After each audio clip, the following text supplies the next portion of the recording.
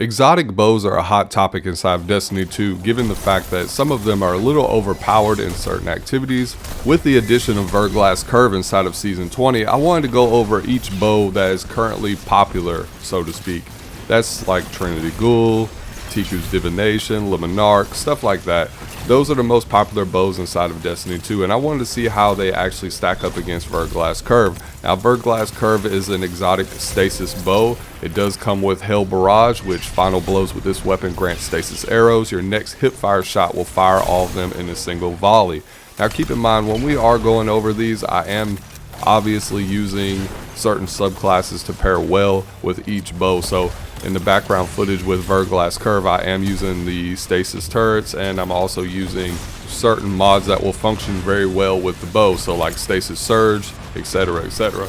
Now with this bow, it is a unique bow. The only drawback to it that I find is the fact that when you do hip fire your stasis arrows, you will actually have a lot of drop off. So you really have to aim the bow in an upward position to get a further distance for that Hell Barrage. So if you're up close, it's really not a problem, but if your enemies are, I would say, at least 15 to 20 meters away, you really have to arch that bow up a lot in the hip fire selection to actually shoot off these Hell Barrage arrows. And they basically form stasis crystals. They work really well with the stasis subclass, obviously, and they pair fantastic with the Warlock, with using the ice flare bolts and all that stuff. So it is a phenomenal weapon to use. There are other builds out there that you could pair this with, but this is not a build video. I'm just playing with stuff that suits the weapon of choice when we are going over these bows. Now this exotic bow does come with the perk Hailstorm. Stasis arrows freeze targets on contact and create stasis crystals when infecting an environment, and that's pretty much what Hell Barrage is. So after you get so many kills, up to 5, you're able to shoot 5 stasis grenades, essentially stasis crystals, and it will freeze your enemies on target. Once you shatter those enemies, if you have ice flare bolts like in my case with the Warlock, it will actually spread to the other enemies. So it pairs very well with the Warlock. It is a fantastic bow. It's not game breaking, I would say, but it does work really well with certain subclasses and certain builds. Now this bow is available inside the season pass, so it is free, and I suggest everybody pick it up and actually use it, just because next season more than likely we will have artifact mods that support stasis and arc abilities. Unfortunately this season in particular, stasis and arc has kind of taken a back seat, so we don't really have artifact mods or any other additional mods to actually support the weapon and choice.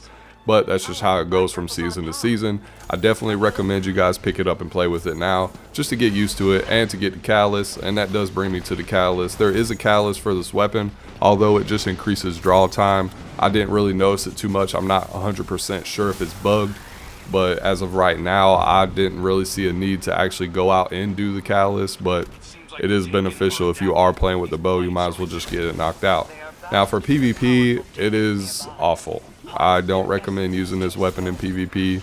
I'm sure if you're very, very good with bows, you could probably do a lot of meme stuff with it, but for me, I just could not get anything going at all whatsoever. It just didn't feel good to me. It didn't do enough damage, and I was just struggling. So by all means, if you're good with bows in PvP and you feel like you can make it work, by all means go ahead, but this is definitely a PvE based bow, and it does, like I said, work fantastically well with the stasis subclass. Now the next bow I want to talk about is actually an old favorite of mine, which is Trinity Ghoul. It was one of the first bows that I've actually unlocked, and it's been my baby ever since, especially when they decided to add a callus to it. And it is a phenomenal arc based weapon, and like I said, I know we don't have artifact mods that support arc builds right now, but that doesn't mean we won't have those in the future to come. Now this bow has 2 exotic perks, and it also has a catalyst. The first exotic perk is called Split Electron. Split Electron states, fires an arrow that splits when released. Aiming down sights and fully drawing the bow both decrease the spread. So if you hip fire and you just do a quick little fire, the arrows are actually going to be spread out. Whereas if you aim down sights and you really hold that full draw, they'll be more compact to hitting your target. Now the next exotic perk is called Lightning Rod. Precision kills grant the next shot chain lightning capabilities, which is fantastic for this weapon. It does have a little bit slower draw time at 720, Now, the most important thing about this weapon that you absolutely have to have for this bow to even be worth a damn is the catalyst, and you must have the catalyst for this bow. It basically grants forked lightning, which is a new exotic perk with the catalyst. Lightning rod now triggers from any arc damage final blow, so you can use this on any class as long as the arc subclass that you're using. You can use it on any character. If you get a grenade kill, melee kill, it doesn't matter, you will proc this forked lightning perk. Now, it also decreases the charge time to 612, so that's even better. And the biggest thing with this is you don't even have to aim or hit your targets. You could just aim at the ground and you'll get 3 lightning bolts from the sky. Now, that's phenomenal. I'm surprised it hasn't really been nerfed, to be honest with you. This bow alone provides the best ad clearing out of any other weapon inside of Destiny 2. This bow right here absolutely gets it done, and it's also a primary. So you can definitely use this bow in a lot of different activities. Do I recommend it in every activity that you do? Of course not, but it does perform very well inside of any type of battleground playlist, strikes, even the master nightfall strikes, as long as the weapon you're using is needed. If there's like arc shields or anything like that, it's a phenomenal bow and it will take care of business.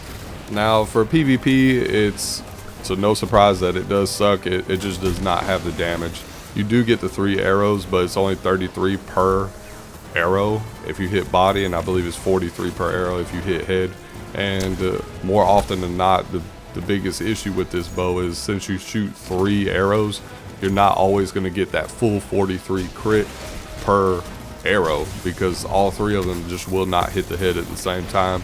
And the only way you're going to get that lightning perk to trigger is if you get a arc final blow, which is possible with a melee or a grenade, but even then you still won't one-shot a guardian. So it does kind of suck in PvP, and I'm not good with it. I don't even have PvP footage of it. I tried to play with it and I was just getting wrecked, especially with the current meta and all the immortal SMGs and, you know, the hand cannons, pulse rifles, stuff like that. They were just tearing me apart.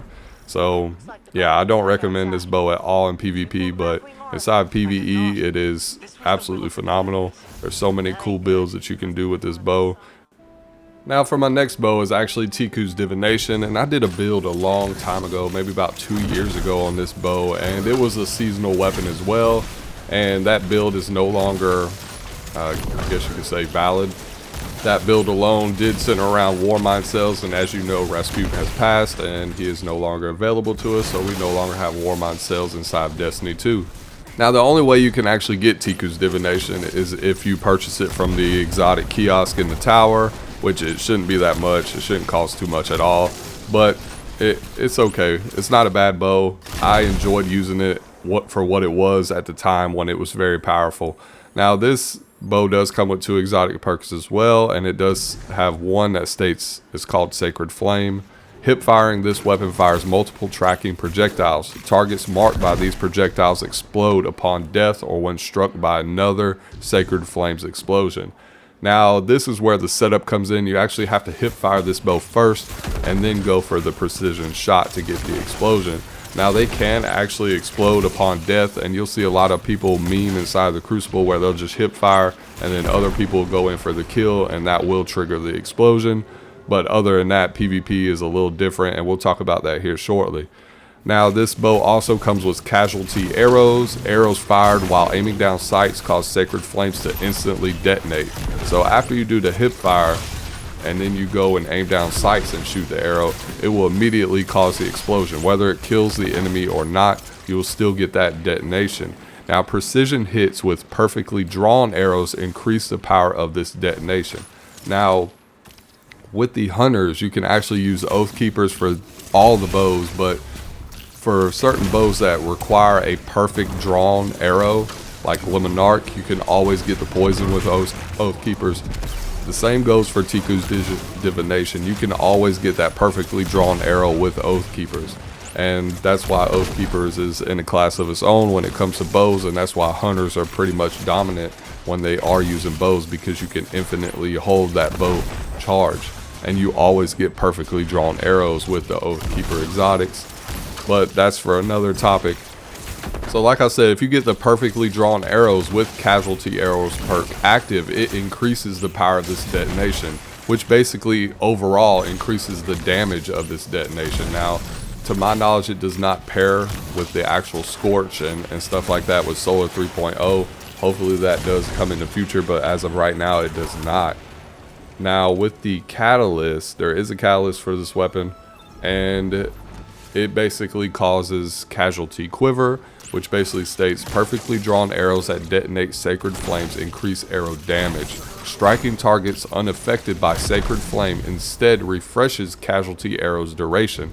You continue the power of that detonation, and it does go to ×6, and that's great and all, but it only works if you have those powerful enemies. Now, if you could keep the perk actually active and chain it from enemy to enemy, that is also fantastic as well, but it's just the likelihood of the scenario that you're in with this weapon. Now, like I said previously, this weapon does not apply Scorch. This weapon's sort of in a tough spot. I think it was developed a little bit before they thought of actually going to Solar 3.0 because they have the detonations, they have this Sacred Flame deal going on with this weapon. Now, you can imagine how OP this weapon would be if it actually did ignitions and it synergized with Solar 3.0. I personally think this weapon would be completely busted. That's why I believe Bungie will have to actually rework this weapon to actually have it work with Solar 3.0. Now, for PvP, it's a little bit better than the last two that I talked about. You can pretty much meme with this bow. You can actually, start the whole Sacred Flame process by hip firing. It does do the tracking, and then your teammates can actually clean up enemies. Do I recommend it in any type of competitive environment? No, I do not. I don't recommend it in trials. Unless you're fantastic with a bow, you will do well. You can actually proc the Sacred Flame and then go for the precision, but you keep in mind your time to kill is so high with this bow because you have to do the hip shot and then you do the detonation, and it is a one-shot kill if you do detonate an enemy in PvP. But I just don't recommend it. The skill is so high, you have to have like perfect dead-on skill to actually make this work. And like I said, the TTK is so high, it's roughly 2 seconds or more when you're actually hip firing and then trying to peek around the corner and then get the precision shot off. Now, you can use a hunter and use the Oath Keepers to get that perfectly drawn all the time, but like I said, it's really not worth it. There are better options, so to speak. Now, this brings me to my last bow that I'm actually going to talk about. Is a old Black Armory bow, the Monarque. It did come out a long time ago, and I believe it came out in Season 5. Yeah, Season 5 is when this bow came out, and the only way you could get it now is actually by purchasing it at the exotic kiosk. Now, what makes this bow so perfect is it is phenomenal in PvE and PvP. It does come with the exotic perk Poison Arrows. Arrows fired quickly after a full draw become poison arrows. Precision hits with poison arrows stun the combatant and spread poison to nearby ones. Strong against overload champions. That's one of the reasons why it's phenomenal inside PvE. It does synergize with overload champions and you can actually disrupt them. So you already have that out of the way. You don't have to worry about trying to figure out what you're going to use for overload champions. And it is very good with overloads. You can pretty much just shoot it one time, and as the champion comes out of its stun, it gets re-stunned again with the poison. And this bow also comes with snapshot sights. Now, the main reason why this bow is so good is because of PvP. And with the hunter, with the Oath Keepers, like I stated earlier, you can actually always have a fully drawn poison arrow.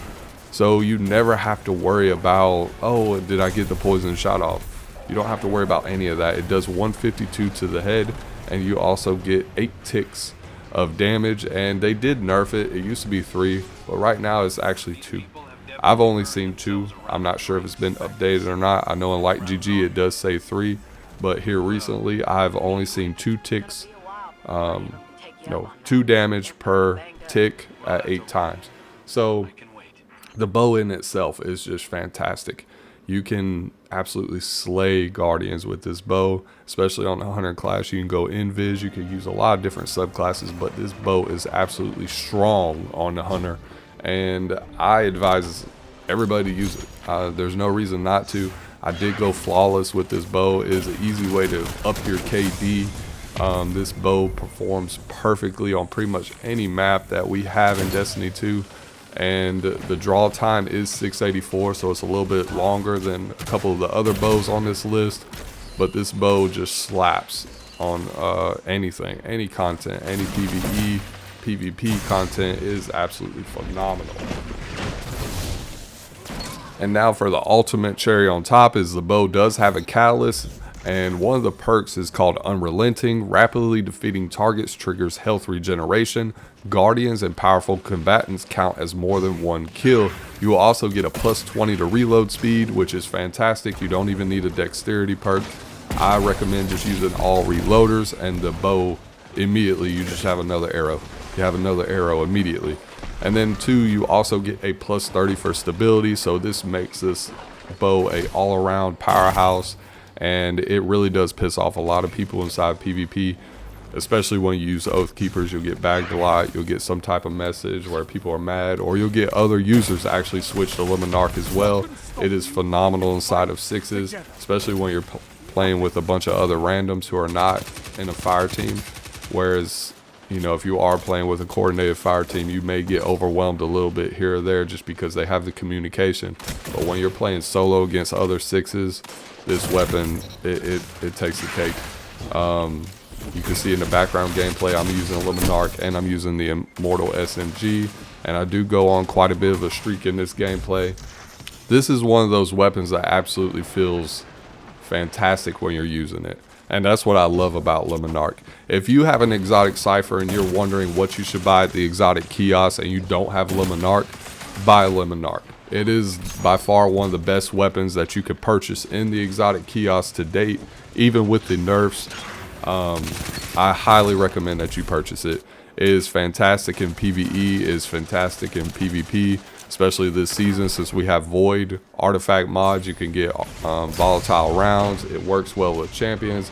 It is all around the best bow in this list, and that's why I am rating it number 1. Monarque is just overall outstanding. You could do a lot of flawless content that's solo and everything else, so I highly recommend you use it. For number 2, I would actually go with Verglas Curve just because it pairs very well with stasis. You can deter a lot of damage with this bow. You can pretty much always have some form of stasis crystal on hand all the time. Now for my third bow, it will actually be Trinity's Ghoul. It is phenomenal ad clear, and it is one of the best for all the trash ads. But the only drawback is the PvP experience with that bow is terrible in PvP. And also too, it does not put out high enough damage, single target damage on those beefier targets. And that would pretty much be the fallback for that. To actually proc Lightning Rod consistently all the time with arc abilities is absolutely amazing. And in lower end content, I definitely recommend everybody use it. Now for my final bow, Ticuu's Divination is last, although it is a little bit better inside of PvP compared to the others other than Monarque. Ticuu's Divination has kind of just fell by the wayside with the times, with Solar 3.0 not synergizing with Ticuu's Divination, and with the imbalance of where they actually want to go with Ticuu's Divination. I kind of feel like there will be a rework at some point.